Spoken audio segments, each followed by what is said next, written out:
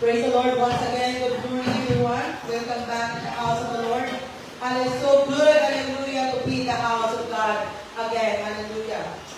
Amen. Praise the Lord. Are you glad that you are in the house of God this morning? Yes. Praise the Lord. Hallelujah. There's no other place. Praise God. Hallelujah. I want to be, hallelujah, today. Praise God. That's the house of the Lord. Amen. Hallelujah. Praise the Lord. David says, hallelujah, I was glad when he said unto me, oh, let us go to the house of the Lord.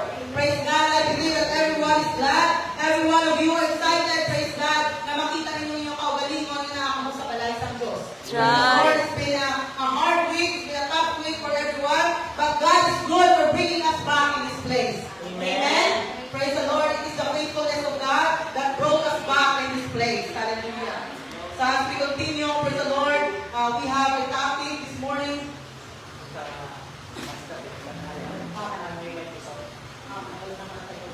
Praise the Lord, we have a topic this morning. Praise God. Praise the Lord. So this morning, we will tackle about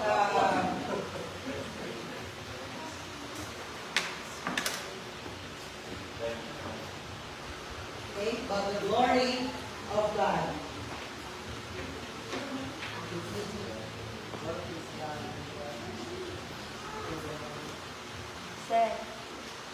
Okay, let's open our Bible in the book of Psalms, chapter 19, verse 1.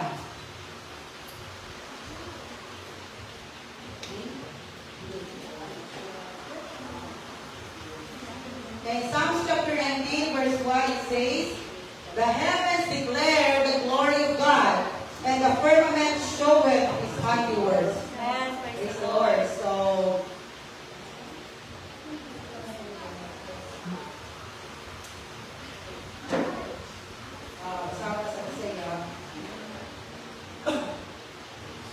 ang mga langit nagapahayag sa himaya sa Diyos o ang awan nagapahayag sa buhat sa iyang mga apo.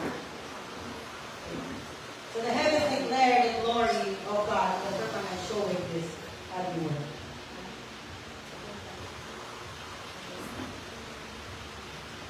So when we say glory, okay, what is glory? Sa glory, so we say gloria. We say glory, it means praise, honor, or distinction extended by common consent, worshipful praise, honor, and thanksgiving. Something that secures praise or renown, a state of great gratification or exaltation. So it means, praise God na nakakakita kadayin. It means, ang mga ka gloria, ginadayin mo sa kagdang, sa katao, or ginataga mo sa honor. Praise the Lord, ginataga mo siya. Praise God, that is glory. So praise, honor, or thanksgiving. Okay, so sa atong time karon, we see a lot of glory. Sa karong time, ang gloria, wala na siya na hatag sa Diyos lang. Sometimes glory is already also given sa tao, or sa utang, or sa kinsa. Praise the Lord. So ang glory is supposed to be para lang sa Ginoo, karon na siya katunga. So sometimes nahatag na sa tao. So we see glory in sport as people shouting and cheering, praise God, para sa ilang mga favorite na mga teams. Praise the Lord. So sometimes, praise God, gano'n kita, nakanhaw kita sa mga sports. Sometimes, nakita sa mga basketball court, nakita sa nagsabit. Praise the Lord, sa mga favorite teams na to. Praise God, don't you know that shouting and cheering, praise the Lord, for the team is giving glory to them. Naghahakan niya rin ang pag-iisip ng mga tao. Praise the Lord, we're clapping our hands for the team. Praise God, for our favorite team, for our favorite player, praise the Lord. And that way, pag-clap na to sa ating mga hands, pag-shout na to, praise the Lord, pag-sabi na to sa ilang mga alam, we are giving glory to them. Okay? We see glory for celebrities as the cover of glass for pictures in people's scream and wonder of God. So, every time namin na artista, praise the Lord, mga tao, daghan ka, yung mga tao,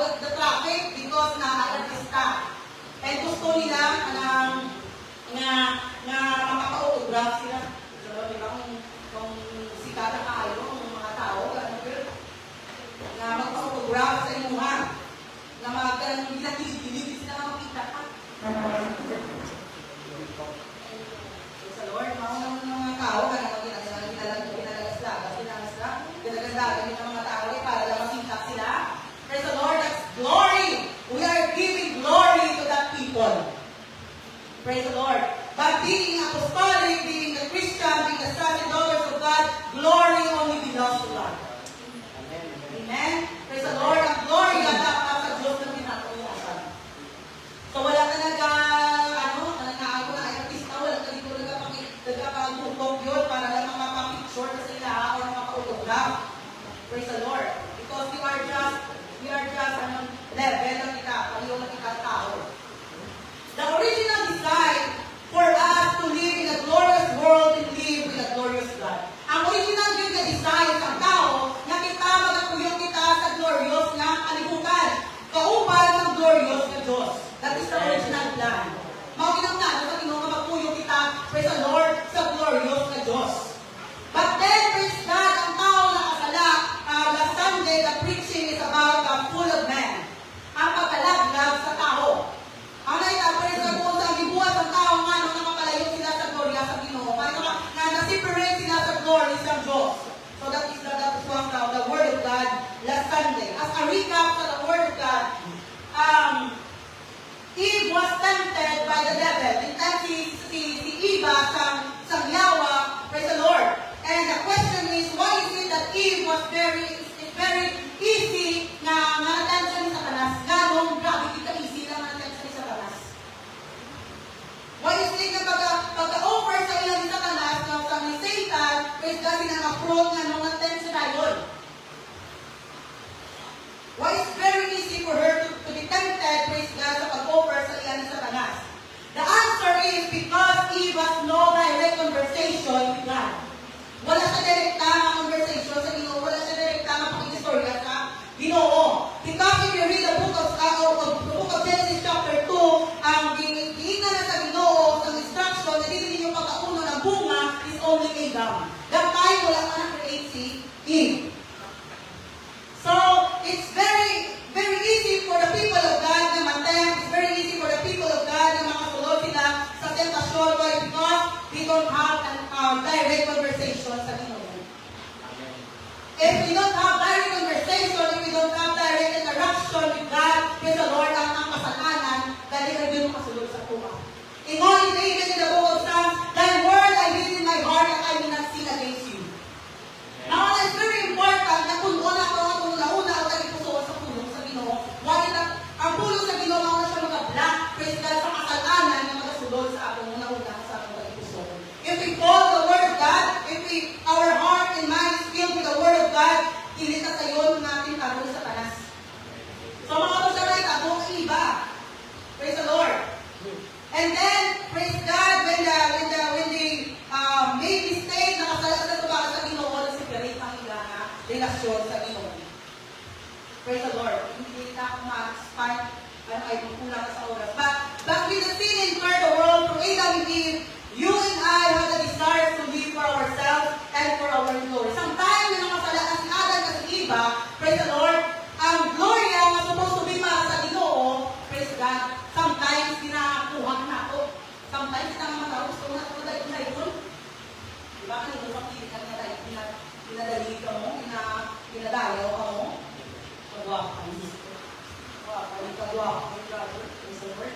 So, kanino paminawon, nagdadali ka sa tao. Praise God. But so much, praise the Lord, na pagdali, praise the sometimes, mga nasa rason na nagbugalon. We are boastful.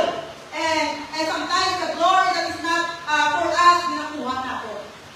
And mauna nga sa Bible, praise the Lord, in the book of Romans chapter 3, verse 23, for all have sinned and come short of the glory of God. Sometimes nakasala ang glory sa Ginoo, naging short na para sa tuwa. And lubo na lang, praise God, because of the sin. Praise the Lord na nabuhat na ako. So, because of that sin, because we are short of the glory of God, we want something our way and treat it for what only God can do. Sometimes, kuha na nato ang glory para sa Ginoo. Praise the Lord, makahimo ka sa butanga, naging successful. Praise the Lord,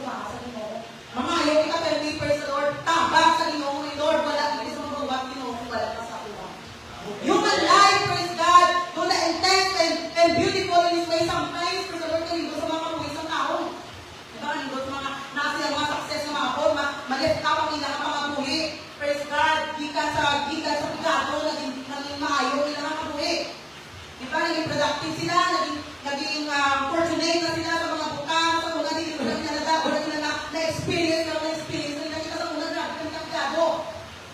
And God blessed us, nakahuman, nakatrabaho, praise the Lord, although di ko itadako kayo, but at least we are very far na sa kabugin naman sa una. Praise the Lord. But every success na nadawa sa mga tao, karoon na abot na din ang tayo nga, mawala ka siya. Yung sino ang sa sitwasyon ni Celine Dion? Celine Dion is very famous, very rich, praise God, but you see that documentary kung saan sakit na din experience si Celine Dion. Praise God, hindi siya sa kwarta. Ay kung makaya sa kwarta niya, sa Lord, hindi na siya mag-experience na kung grabe ka sakit, praise God, na dito tayo nakatiyo siya. Sa money, praise the Lord, is not always the answer. It's not the answer, praise the Lord, sa ating kabuhi. At mga problems sa ating kabuhi. In 1 Peter chapter 1, verse 24, for all flesh is as grass, and all the glory of man as the flower of grass. The grass withereth, and the flower thereof falleth away. Yang unod, pariho lamang sa mga sagbot. Yang ang glory sa tao, pariho sa mga buwak ng sagbot. Nakalayo ka siya, makawala ka siya. Praise the Lord, wala wala sa nagabako sa kalibutan. Wala sa nagapalayon, praise God, until wala kapusan, praise the Lord. Only ang Ginoo lang yun. Kaya maabot ang tayo nga, tanan na ako sa grabe, nakakusgan, grabe ka-healthy, maabot ang tayo na kuwawala lang sa Ginoo. Ang mga tao, grabe ka buspol, mga tao kang taliya ng Titanic, grabe isang Ginoo pa, hindi mga bulang sa akong tako. Iceberg siya, So, sometimes, praise God, dito, nagkabi na sa nakataas, nabisag ang Ginoo, hindi na sa kaya, tumahon sa Ginoo. Pero sa Bible, praise God, wala sa nagabako, wala sa nagadugay, ang kapulis ang tao, pariyo sa mga sagbot. Yes. Sinital ko tayo. So, we say in Isaiah chapter 4, 40, verse 6 to 8, the boy said, cry, and he said, what shall I cry? All flesh is grass. Ngayon, anan na unod, praise God, sagbot ng Diyos. Ngayon, all the goodness thereof is a flower, but hindi sa naman kaayos ang tao. Praise God, nakawala ka sila. The grass withereth, the flower fadeth, because the Spirit of the Lord bloweth upon it, surely the people is grass. Ang mga tao, grabe ka, dosin mo, mabot ang time niya, ako naman nawag sa Ginoo. Psalms 103 verse 15, as for man, his days are as grass, as a flower of the field, so he flourisheth. So, ang sa Bible, ang tao, wala din nag-stay lang sa usara mga doon. Sometimes we are up, sometimes we are down, praise the Lord, but at the end of the day, kita mga kanakas sa Ginoo nag-rescue sa tuwa. But the glory of God is different. So, kung ang tao, ang inagorya, ang ato ng mga ngalan, praise the Lord, mga tao, grabe siya kasikat, mamapakay siya, makabot ang mga pinakayos na hindi na siya may huluman sa tao. Malimtan siya sa tao. Kaya nakapagod sa pagunang-naon. After 1 year, after 2 years, mawala na siya. Praise God. But the glory of God, hallelujah, is different. Praise the Lord. If the glory of man faded, the glory of God stays the same forever. Ang glory sa Ginoo nagapalayon sa gihapon, wala siya nagamago, wala siya nagakawala. Ang glory sa Ginoo nagakontinue siya. In the book of Psalms, praise God, David points out the Ninaimon in Psalms 19, verse 1, the heavens declare that the glory of God, the glory of God, the firmament showeth his handiwork. So, sometimes it is hard for us na sabto na ito kung sa kalako ang gloria sa Ginoo. Pero ang kalibutan o ang mga creations sa Ginoo makatestify, makakita niya kung sa kalindot ang gloria sa Ginoo. You are the glory of God. Kanang makita niyo sa palibot ninyo, praise God, is because of the glory of God. Every creation, hallelujah, displays and testifies the glory of God. Yes, the glory of God is the visible.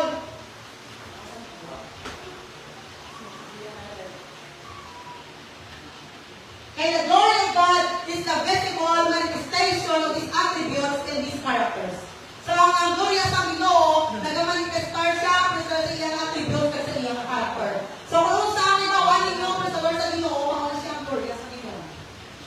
Think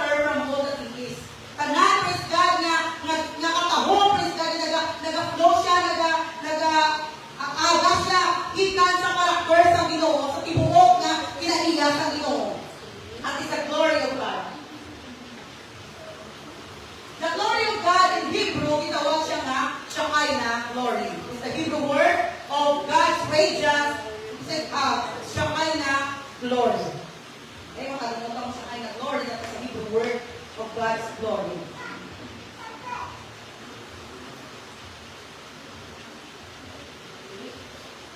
Okay, when we say Shekinah, it means to dwell or reside with. Okay? Nagapuyok siya. Okay? It causes to dwell. O kung ginapuyan sa Ginoo, referring to His divine presence of God. So wherever the presence of God moves, it means the glory of God is moving also. Because glory of God is the presence of the Lord. Okay? Kung nagdiin ang presensya sa Ginoo, nag-move ang glory sa Ginoo na ako niya. Nagapuyok siya. Ay nagapuyok siya, praise the Lord, sa presensya sa Ginoo. Then the glory of God resides with humanity so that we can experience it. Nagapuyok siya, praise the Lord, kauban sa mga katawan para ma-experience nato. The manifestation of God's glory was accompanied by supernatural fire. Sa Old Testament, makita rin mga ibang mo ang glory sa Ginoo na as nga doon, was makita kasi ng mga butang supernatural fire. Okay? Atong tayo sa si Moses, na burning bush. Okay? Thick clouds and a great whipping of earth. So, once na yung mga kita kamo sila butang sa Old Testament, praise the Lord, it speaks about the glory of God na nagapuyok sila karoon. Okay? When we see the phenomenon when God gave the law to Moses, sometimes na si Moses nagsaka dito sa Mount Sinai, sa ihatag sa Ginoo ang Ten Commandments, the Mount Sinai was covered with smoke because the Lord descended on it in fire. So sometimes na si Moses nagsaka dito sa Mount Sinai para nagawa niya ang Ten Commandments, ang siyang the Mount Sinai was covered with smoke, praise the Lord, because the glory of God is in that place. Puno siya sa smoke, and then nakabay ng fire, because in Old Testament, mauna siya manifestation sa Ginoo. Itiyo kaniyog ka. Okay? Mauna siya ang pamaagi sa Ginoo para makita sa mga tao ang Ginoo naagiyas niya ka doon. So, this is a burning bush. At ito istorya si Moses sa nagakalayo na kahoy. That is also the way of God na ipakita na ang glory na sinangalulo. Okay? Sunod na nagtitigil, the Mount Sinai was put together with smoke because the Lord descended upon the fire, the smoke, the Lord ascended as the smoke of a furnace, and the whole mount breathed with it. So, grabe na libon ang nagkabaluto. Samtay ang Ginoo na pakita sa kanila. The prophet Ezekiel's vision of the glory of God was full of fire. Sometime sa book of Ezekiel chapter 1, 26 to 28, mauna sa explanation ni Ezekiel kung unsa ang glory sa Ginoo, kung unsa ang kahong sa glory sa Ginoo, was full of fire and lightning and tumultuous sound. Okay, this is how Ezekiel explained kung unsa ang kahong sa glory sa Ginoo. Let's read in Ezekiel chapter 1, 26 to 28.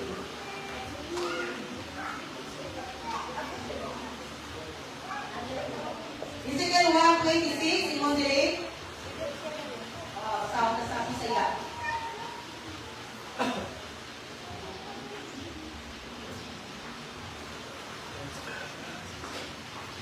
So, unsa ang nawong sa glory sa Ginoo? O sa ibabaw sa Hawaii, na diha sa ibabaw sa ilang mga ulo, o mayroong usa ka truno, ingon sa panagway sa usa ka bato nga sabero, o diha sa mayroong sa truno mao ang mayroong sa panagway sa usa ka tao sa ibabaw niya na sa aso. Mao na pakita ni Ezekiel, ang vision ni Ezekiel, sa tayo nga ang gloria sa Ginoo, praise the Lord, nagpakita sa iya. Kung mao niyang vision na nakita niya, na ang usa ka truno, nga na usa niya nalilingkod sa truno. So this is how the glory of God na nagpakita ang Ezekiel. The Bible explains. Okay, next. The pillar of clouds and the pillar of fire. So God's glory is seen as a pillar of fire and cloud that followed the Israelites during the exodus from Egypt, guiding God. And remember the story itong nagawa sila sa Egypt? Atong nagawa sa Egypt, nag-travel na sila padulong sa promised land. So ang nagagiya sa ila, nag-guide sa ila every day and every night is the pillar of clouds and the pillar of fire.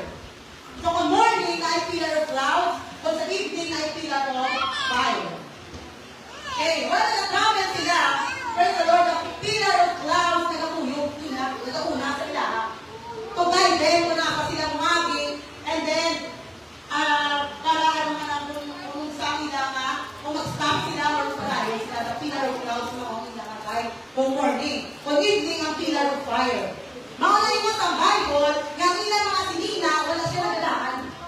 Kaya ilang mga sandalias, wala nagdaan. For how many years na travel nila, pero wala nagdaan nila mga yasunod. Why? Because over sila sa pillar of clouds sa morning. So, hindi sila maano sa init. Okay, makapil sa init. Mauna, praise the Lord, was na ang glorious ng Ginoo na nakuyog sa iya mga kanakan. Praise the Lord, isa kung saan na kalayo ang inyong travel, ang Ginoo, ang covered ka mo sa glorious ng Ginoo. Okay, isa kung saan pakalisod, isa kung saan pakalayo, isa kung saan pang inyong sitwasyon. Praise God, walang din ka mo maunsa. Why? Because you are covered with the glory of God. Ang mga Israelite, yung mga kasaway ng Islam, pero they are covered, praise the Lord, by the glory of God. Okay? The pillar of fire and the pillar of clouds is with them wherever they go. So, mauna na grabe na sila, ang protektar niya ako sa limong sa ilang isang kung saan nakapasaway ng nation. What made Israel the people of God? Ngano yun, praise God, na gitawag sila ng mga katawan sila sa Diyos. Of all the nations na nagapalibot sa ilaha, praise the Lord, why is it that Israel has been called the people of God? Why? Because the glory of God is dwelling upon them. You are called the people of God kung ang Espiritu sa Ginoo nagapuyog sa kumangin niyo. You are called the children of God if the Spirit of God is dwelling in the midst of you. Praise the Lord. We are not called, hindi kita pwede matawag ng katawan kita sa Ginoo kung wala ang Espiritu sa Ginoo nagapuyog sa kumangin nato. What is the difference, praise God, of our worship from the other denominations? What is the difference, praise God, of our fellowship, praise the Lord, from other denominations? Why? Because we have the Spirit of God. We have the Holy Ghost. We receive the Holy Ghost. That's the difference of apostolic. We receive the Holy Ghost. The Spirit of God dwells inside of us. Mauna ang difference ako sa uwan at tawag. Ano difference ng Israel sa iba ng mga nasyon? Why? The Spirit of God is dwelling in the midst of them. Praise the Lord. Praise God. You were not special. So Israel is not special because nagkabis lang ang powerful nation because of their powerful iron dome. Praise God. Because of ilang mga armies. Because sila nga wealth. No, they are not special because of that. They are special because the one true God made His home. Praise the Lord in their land. Praise the Lord. Mauna nga nagpa-special sa Israel. Dili bangod ang ilang power. Dili bangod ang ilang kadato. Dili bangod, praise the Lord, whatever ang ilang na-achieve. They are special because God chose, hallelujah, to live in the midst of them. Amen? Ang pagtuyo sa Ginoo sa kumang nila. From the tabernacle in the wilderness to the temple of Jerusalem, God's presence with His people was a sign that in Eden through them, He was restoring creation to His original intention.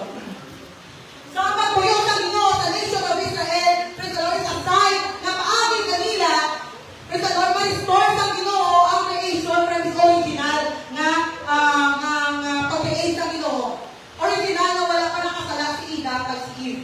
Si Ida mong Eve. Praise God. God wants to restore that.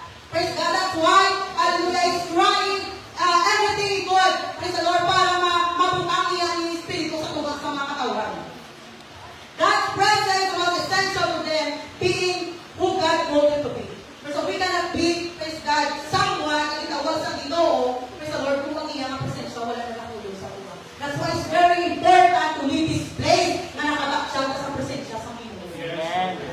Praise the Lord, coming to church, and wala din mo naman sa gano'ng presensya sa Ginoo, wala na katulong na sa mall na ni shopping ang tulig. Praise the Lord, be your goal, praise God, every time you go inside the church, be your goal, every time you go out ng church, ma-refresh ka sa presensya sa Ginoo. Amen? You feel the presence of God, you will be refreshed and restored and revived in the presence of the Lord. Why? Because praise God, a fellowship, because the presence of God is just like a concert in the Tuhan. What's the difference, praise God, of our Sunday service is the presence of God na nag-move sa tumangan. Without His presence, praise God, everything is vain. Praise the Lord, our service is vain, our prayer meeting is vain, our Bible study is vain. Without the presence of God, everything that we are doing is vain. Wala yung ulos, wala yung kapustanan. Why? Praise the Lord, this thing that we are doing, praise God, mapustanan ang siya, praise the Lord, kung ang Espiritu ng Ginoo nag-move sa tumangan nato.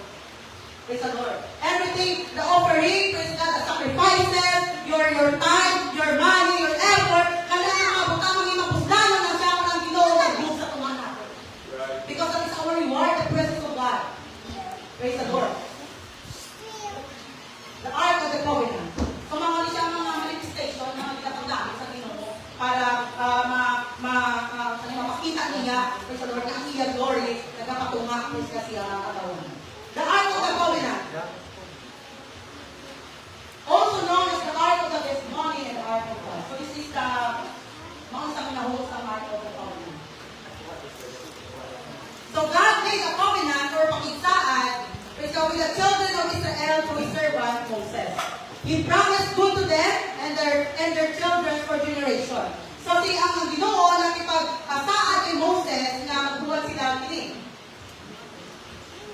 Ark of the Covenant. So ang Ginoo nag-promise nga ang Ginoo pakamaayo sa ilaha sa tayo sa ilang mga kanakan for generations to generations if they obey Him in His law. So this covenant is with ano siya with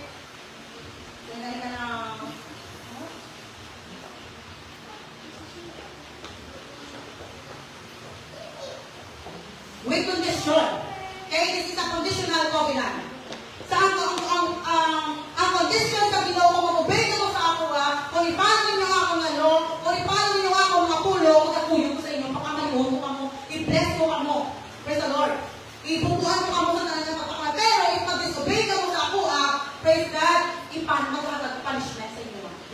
This covenant is with condition. So the nation of Israel, as long as the Ark of the Covenant is in the midst of them, praise God, bisan kung saan nga ba, walang ilang ano mo sila, because the Ark of the Covenant is out of the mga. Ay, bisan kung saan nga, walang ilang katuan, as long as kapunti na ang Ark of the Covenant, as long as the Ark of the Covenant, naasa ilang side mo na oras sila, wala sa mga pwede nila, as long as the Ark of the Covenant is in the midst of them. So we the people of God, wala sa mga pwede sa ito, as long as the Spirit of God is in the midst of us, as long as the presence of God is moving in the midst of us, wala sa mga pwede sa ito, we are victorious people because the Spirit of God is in the midst of us. Sa Israel, wala ulat na, basta ang Ark of the Covenant na asa ilang posisyon. Sa unod ng Ark of the Covenant, tulong na ako ang unod niya, the Ten Commandments, katong staff ni Moses, katong yung bastol, and a golden path na naimana. Sa ang Ark of the Covenant, pinagputangin nila sa Holiness to Holies sa sulod sa Tabernacle. Praise God. And wala sa mga katulad sa Holiness to Holies kung nila Levites na na-assignan sa pag-offer, praise the Lord, sa ilang offering once a year.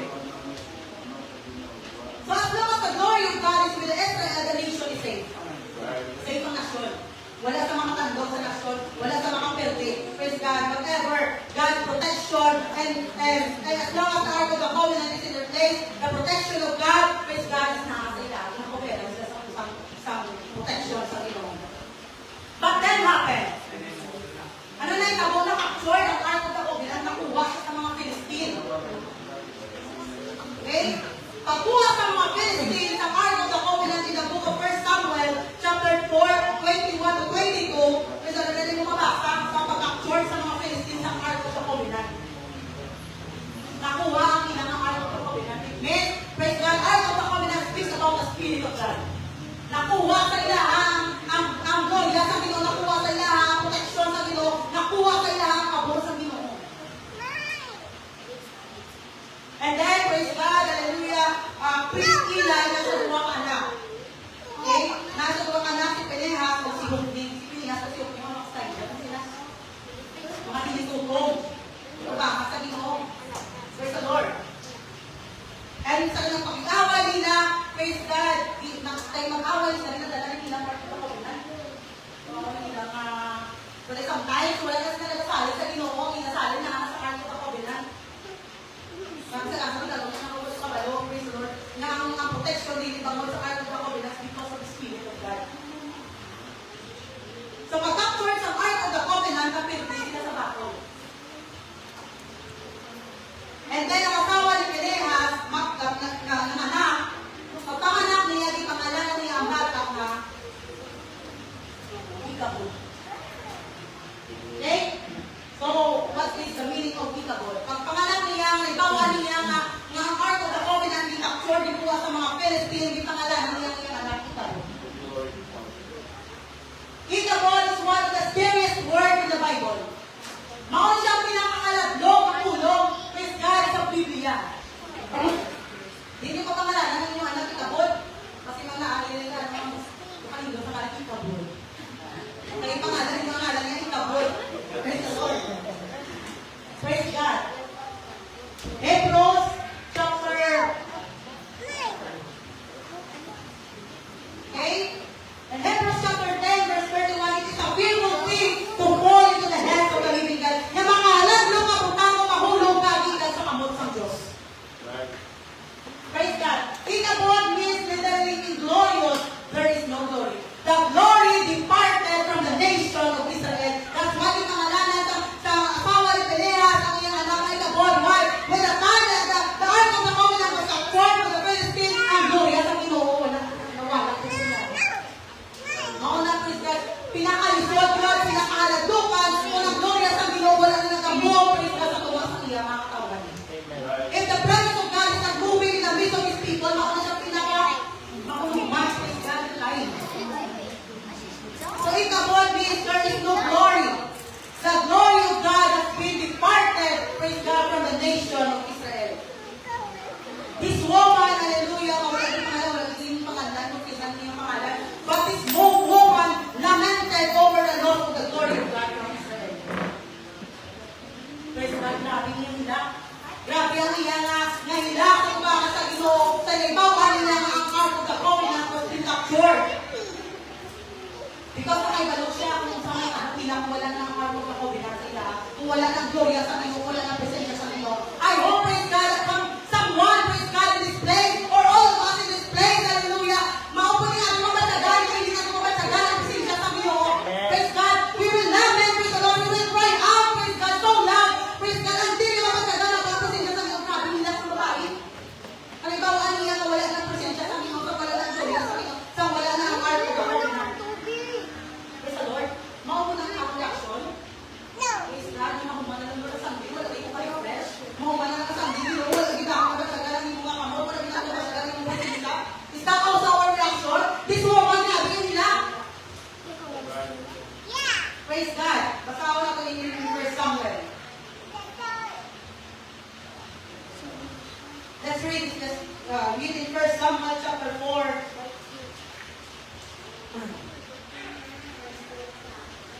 Verse 21, and she named the child Ichabod, saying the glory is departed from Israel, because the ark of God was taken, and because of her father-in-law and her husband. Praise God. Praise the Lord, died. And he said the glory is departed from Israel, and for the ark of God is taken. Imagine, praise the Lord. Wala naman yung bakaw kita ng presensya sa Ginoo, wala na naliyong sa Ginoo.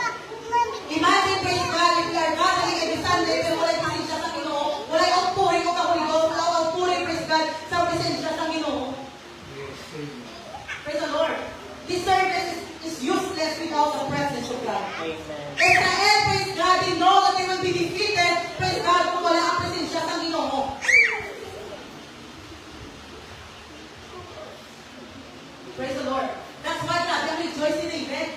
Sa nabalik na ako ako, na naman ang sa Bible, nasayo si David, praise God, na nag-ubo ang iyang mga pagkahari, praise God, because God, I'm rejoicing in David. Praise God, sa nakuha na nila ang ark of the covenant. While David knows, kung ang nasa ang ark of the covenant, praise the Lord, there is victory. David knows, kung nasa ang ark of the covenant, praise God, the protection of God, the favor of God, is naabot sila. Diba, God, I'm rejoicing in David, like David, that's what we don't know the story behind. Why is it na si David? Why is it na nag-enjoy si David? Why? Because what yung nabalik yung ark of the covenant? Mauna na, nag-enjoy si David. Because, hallelujah, nakuha nila balik, praise God, ang presensya sa Ginoo, ang glory sa Ginoo, ang church, pag-unahan yung mga resibo ni God, nag-enjoy sa ako. Why? Because we know that the Spirit of God is in the midst of us. Praise the Lord. If someone will get in the receive sa Holy Ghost, kaya nag-enjoy sa congregation, why? Because the Spirit of God is dwelling in the midst of us. Mga si David, grabe niya rejoice. Praise the Lord. Hindi niya asawa, grabe niya nasayaw, nahari siya. But she don't know, she doesn't know what it means, praise God, para kay David na mabalik sa ilang ark of the covenant. Praise the Lord. So, kung mag-abot ang time, praise God, hindi nga natin mapatsagan, praise the Lord, there are times in the Lord, anong siya, uga pa yun, there are times in the worship,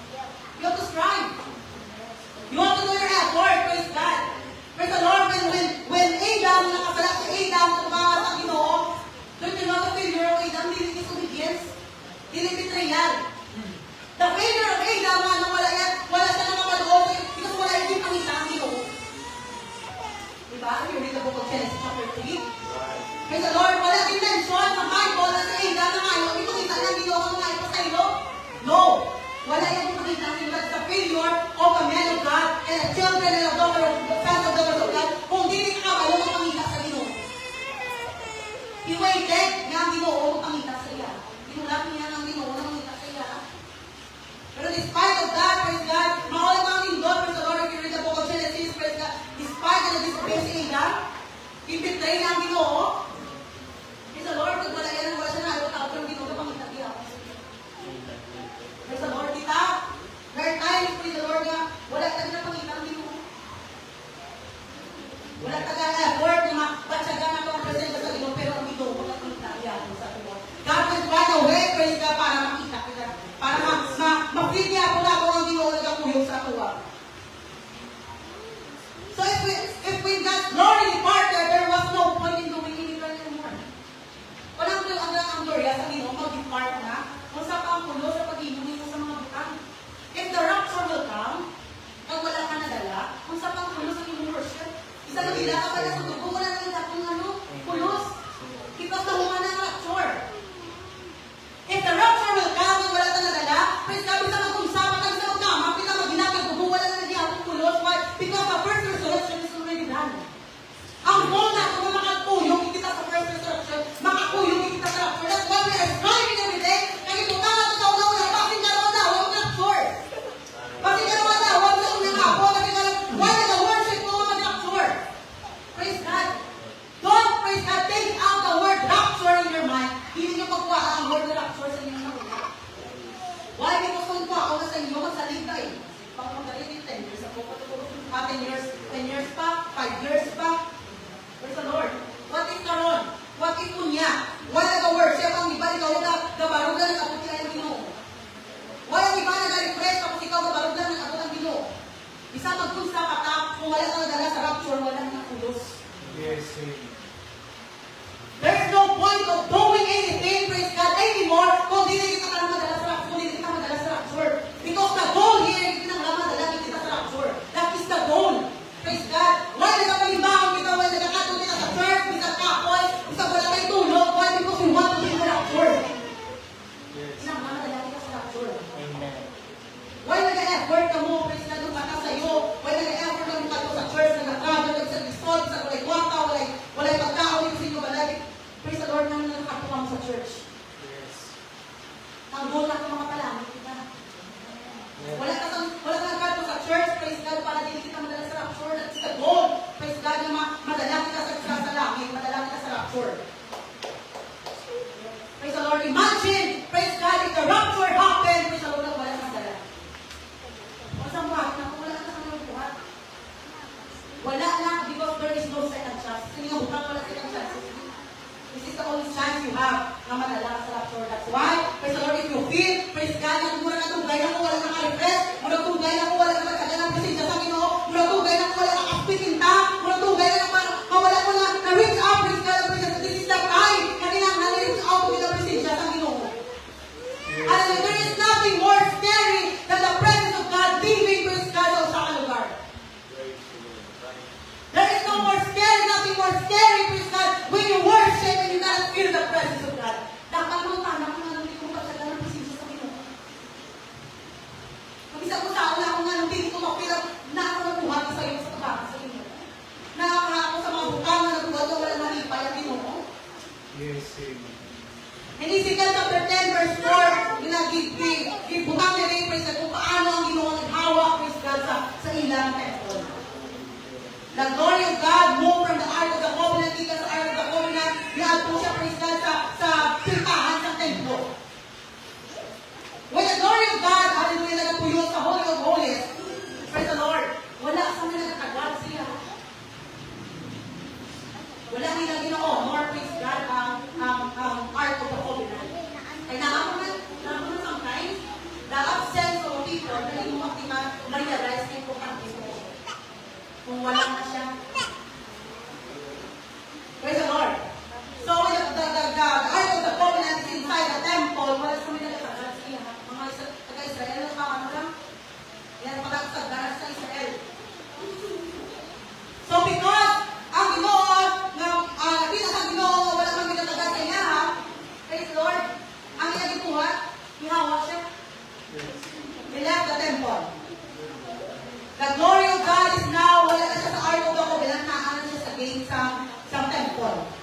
And then, kunat siya, he waited. Nagkuha na minug, gamay na tayo. Magkuha sa kong gamay. Kaya kasi wala nakatawa. Natin wala. But no one noticed, praise God, that God was leading. God moved out of the temple to the outer yard. Nagkuha na siya sa gawas. Ikan sa gate, ikan sa may puntahan. Sa gawas. Hindi wala ginapos siya na taga-silahan. Until na naabot na siya sa gawas sa ilang nga lugar. No one seems to notice that the God of the universe, praise the Lord, is leading the place. God leads the courtyard and goes also to the way to the gate of the city, to the Jerusalem. And then, praise the Lord, until nakagawa sa Jerusalem, mga tao, wala niya ako nakapil na wala ng presensya sa Ginoo. Mauna siya, praise the Lord, ang problema sa church. If we cannot feel, praise God, wala kami tayo presensya sa Ginoo. That is the big problem, hallelujah, or, praise the Lord, sa isang church, if we cannot notice, praise God, that the Spirit of God is not moving in the midst of us anymore. They didn't notice, praise the Lord, that the glory of God was departed, praise the Lord, is in the place, in Jerusalem. Diba? Maka-differentiate ka mo, praise the Lord, sa moment na ako sino sa Ginoo, ang moment na wala ko ng Espiritu sa Ginoo. Sometimes you cannot notice that God is not actually moving in our ways anymore. In our words, in our lives. Sa ating nakabuhi. So the reason the Ark of the Covenant is very important, was very important for the nation of Israel because it represents, praise God, the presence of God is with them. So as long as the Ark of the Covenant naka sa ila, ang presensya sa Ginoo na ako sa ila. Praise the Lord. So God's provision and God's protection is with them. Mauna, praise the Lord, kung ang presensya sa Ginoo, naagakuyog sa atunga, always ang protection sa Ginoo, ang provision sa Ginoo, naapos sa atunga. If the presence of God is in the midst of us, ang grasya sa Ginoo, naapos sa atunga na ako, ang pagpakamaayo sa Ginoo, naapos sa atunga na ako. Pero sometimes siguro, walang mapili na ako nga dry na ayaw na ako nga pag-provide sa Ginoo, check na ako. Kasi wala nang presensya sa Ginoo, kasi wala nang ang Espiritu sa Ginoo na tutulog sa tuwa. So when David, praise God, na-bring back nila out of the covenant, he rejoiced. Praise God, because the Bible says, where the Spirit of the Lord is, there is liberty. There is victory. There is blessings. There is provision. There is favor, praise God. Hallelujah. In the midst of the nation of Israel, where the presence of God is in the midst of them. The real significance of the Ark of the Covenant, okay? The real, praise the Lord, significance, importansya ng Ark of the Covenant was took place involving, praise God, kung sa sulod sa Ark of the Covenant. And itawag na siya nga, mercy seat. Okay? The Ark of the Covenant. Sa holiest of holies, praise the Lord. The term mercy seat, praise God, it means to cover, placate, appease, please, cancel, or make atonement for. Mag-ingon ka atonement, nagano siya, nag-erase. Okay? Ginagapunan niya, gina-erase niya ang kasalanan. Mga sa ginagawa sa mga Levite, sa Levite, that once a year, nag-offer sila sa mananaw, praise God, igalo dito sa sunod sa holiest of holies, kung ang Ginoo mag-accept sa sila nga offering, at ang nila nga mga salat, makatawad, and then bless sila for the whole year. Okay? Kung ang once na mapil na ang Espiritu sa Ginoo nag-move na sa pagkasunod ng tabernacle, it means that is a sign that God will bless Israel for the whole year. Baka mayroon sila sa Ginoo. Mauna, praise God, at every convention, if we see, praise the Lord, that God has poured His Spirit in the midst of His people, that is a sign that God will bless His people for the entire year. That's why natin ang convention. Pasalamat na ito, praise God, sa Ginoo, praise God, for the entire year of protection, entire year of provision, entire year of favor, praise the Lord, or blessings na natawag natin sa Ginoo. Let's sprinkle blood and sacrifice animal into the mercy seat to appease the wrath and anger of God for the passing wicked. So, ang ginabuhat nila, nabubuhan niya, dugo, praise the Lord, para kung magawa ko sa Ginoo, mapatawa ng ilang mga kasalanan. This was the only place in the world where the atonement could take place. Wala na sa ngayon na lugar na mag-atuan nila para ang ilang kasalanan mapatawa. That was the only place, the mercy seat. The mercy seat mercy, praise the Lord, on the ark as a symbolic foreshadowing of the ultimate sacrifice for our sins. Sa ang mercy seat sa ark, foreshadow siya, nag-symbolize siya sa ultimate sacrifice para sa ating mga kasalanan. The blood of Christ shed on the cross for the remission. Our mercy seat is the cross. Okay? Sa Old Testament, ang ilaw ginabuhat na magpapay sila sa mananap, mag-ihaw sila sa mananap, ang dugo, ilang ibubulit ko para kung patawagan sila sa Ginoo because of the blood that they offer. Praise God. Jesus Christ died on the cross for us, hallelujah, mapalas na mga kasalanan, para mapatawad sa ating mga kasalanan. Jesus Christ, praise God, is the glory of God, hallelujah, na in-represent para sa atin. Is the glory of God revealed, praise God, para siya mga kasalanan. And Old Testament, ang ipakita ng mga manifestation, ang siya ng mga fire, ang clouds, ang pillar of cloud, pillar of fire, praise the Lord, earthquake and everything. And the New Testament, praise God, in our time, the glory of God is revealed, praise the Lord, in Jesus Christ. That's why if you have Jesus Christ in your life, hallelujah, you have the glory of God in you. Okay? Kung nakakasipin kasi mo kapuhin na ang glory sa Ginoo sa inyo, na ang presensya sa Ginoo sa inyo. Praise the Lord. Jesus is the fullest expression of God's glory. He is God's very person and presence. His character and nature, His flesh and blood is the glory of God. Everything about Jesus Christ is the glory of God. Everything, praise God, hallelujah, sa character ni Jesus Christ, at ibuo, praise the Lord, na nakabuhay ni Jesus Christ is the glory of God. Praise the Lord. That's why everything that we are doing, ginabalik na ang tanan, praise the Lord, sa kay Jesus, because it's the glory of God. In John chapter 1, verse 14, and the Word was made flesh. John 1:1, in the beginning was the Word, and the Word was with God, and the Word was God. It means the Word here is God. Was made flesh and dwelt among us, and we behold His glory, the glory of us of the only begotten of the Father. Okay? Full of grace and truth. Jesus Christ is the glory of God. Yes, amen.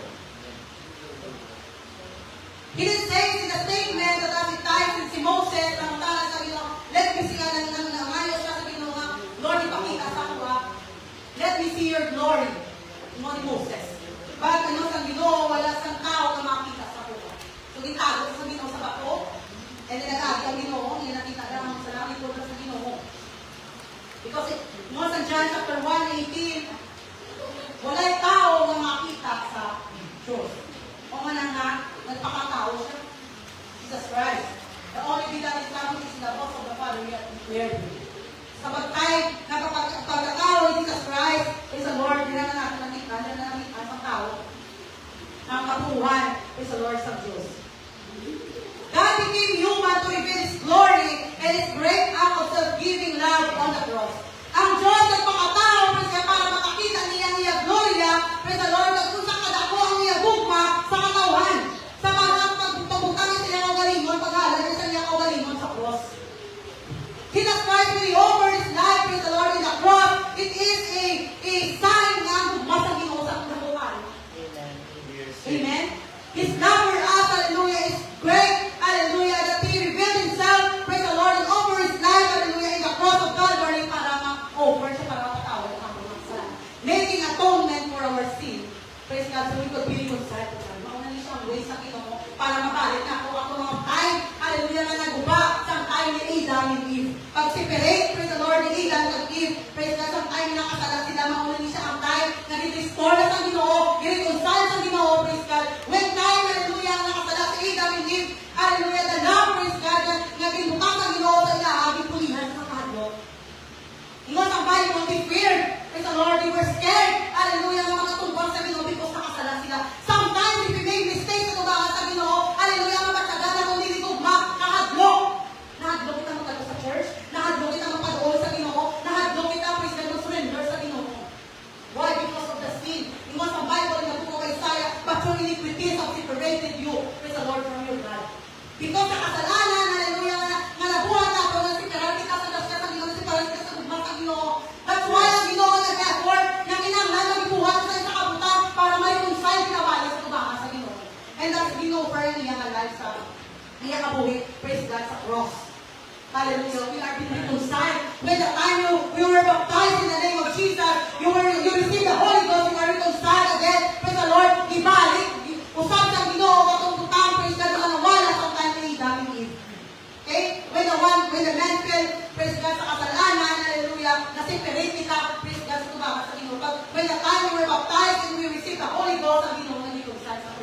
ibalik usab sa Ginoo. We are now, praise God, hallelujah, nag-aak kita, kasi kung anong sabi ang intended sa Ginoo para sa tuwa.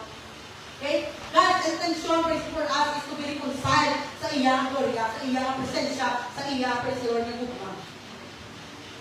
God desires to reveal His glory to all throughout humanity. Ang desire sa Ginoo, ma-reveal ang iyang gloria sa tanan ng mga kawan, sa tanan, wala exempted. If tao ka, praise the Lord, intensyon sa Ginoo, appeal ka, praise God, sa plano sa Ginoo, appeal ka sa desire sa Ginoo, ay reveal sa imuha ang iyang gloria. Praise the Lord. Hallelujah, you are part, praise God, of the plan of God. Part ka sa plano sa Ginoo. Wala pinili ang Ginoo, tanan kita, part kita sa plano sa Ginoo. In the book of Numbers, chapter 14, verse 21, but as truly as I live, all the earth shall be filled with the glory of the Lord. Tanan, praise God, at ang gusto isang Ginoo, praise the Lord, ang tipo o kalibutan, sometime, hallelujah, yung buhay sa tanan, praise God, ang desire sa Ginoo, ma-restore sa tanan, ang tipo o kalibutan, punuan sa Ginoo sa iyang gloria. Mauna ang ingon niya in the book of Joel, chapter 2, verse 28, and it shall come to pass that afterward, I will pour out my spirit. Praise the Lord, the Spirit of God is the glory of God, hallelujah, para sa at upon all flesh, tanan nga unod. Tanan kita, praise God, hindi ka mag-ingon nga, hindi ko kalisigo-ligos, bakit hindi mo kumakadawat mo ligos? No, kung tao ka, kung nakay unod, praise God, ang Ginoo na will pour out my spirit, praise the Lord, makadawat kung ka Holy Ghost. Kaya nakadawat ka, hindi nakadawat ito, nakadawat si Pastor, nakadawat ito, nga naman hindi nakadawat. Eh, ano ba nakadawat, kung pasabot makadawat po ka. Because that is a promise of God, that is a promise sign of God, that one day, hallelujah, that shall come to pass, hallelujah, that all the flesh will receive the Spirit of God. That in your sons and daughters shall prophesy, your old men shall dream dreams, and your young men shall see visions. Okay? God wants to seal us with His glory. Gusto sa Ginoo, siliwan kita sa iyang glory. If you are filled with the glory of God, sa tanan, hindi siya kapagusto, pag-glory mo. If you are filled